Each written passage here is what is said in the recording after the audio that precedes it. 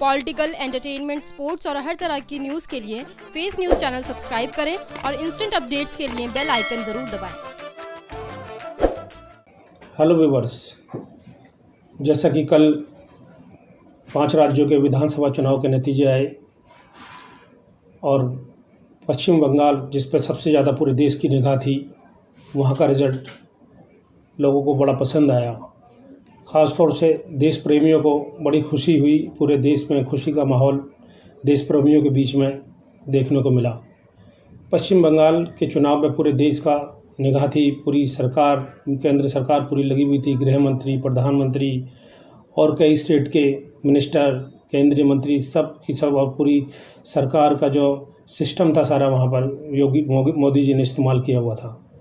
उसके बावजूद भी वहाँ ममता बनर्जी की, जो कि पिछले 2 बार से वहाँ मुख्यमंत्री थी, ज़मीन से जुड़ी हुई नेता हैं, लोगों के दुख सुख में उनके साथ खड़ी नज़र आती हैं, उनकी जीत हुई।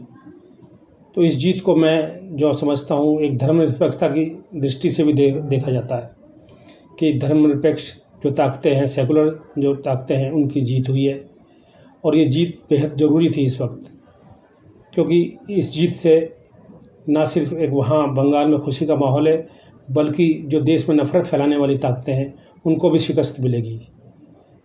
देश संकट के दौर से गुजर रहा है। ऐसे दौर में ये चुनाव, पहली बात तो चुनाव होना ही नहीं चाहिए था। इस चुनाव के कारण वहाँ रैलियाँ हुई, जैसा कि देखा लोगों ने, पूरे देश ने देखा। हमारे मोदी जी और अमित शाह जी ने बिना मास्क लगाए लाखों लोगों की रैली को संबोधित किया। उस रैली में भी आधे लोगों ने मास्क नहीं लगाए हुए थे। सोशल डिस्टेंसिंग की तो बात ही बहुत दूर की बात है।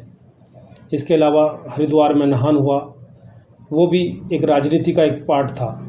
वहाँ लाखों लोग, कुछ कम करोड़ लोग वहाँ पर इकट्ठा हुए और वो बदस्तूर चलता रहा। अब जहाँ से भी लोग ये वहाँ जमा हुए थे, वो सब अपने अपने देशों, अपने अपने घरों को लौटेंगे, अपने अपने प्रदेशों को लौटेंगे। और वहाँ कोरोना का प्रकोप बढ़ रहा है, निरंतर बढ़ रहा है। दिल्ली की अगर बात करें तो 3-4 हज़ार पेशेंट रोज़ आ रहे हैं। पूरे देश में लाखों पेशेंट आ रहे हैं।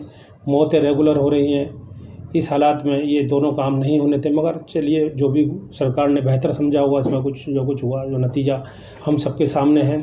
सरकार की पॉलिसियाँ किस तरह की हैं।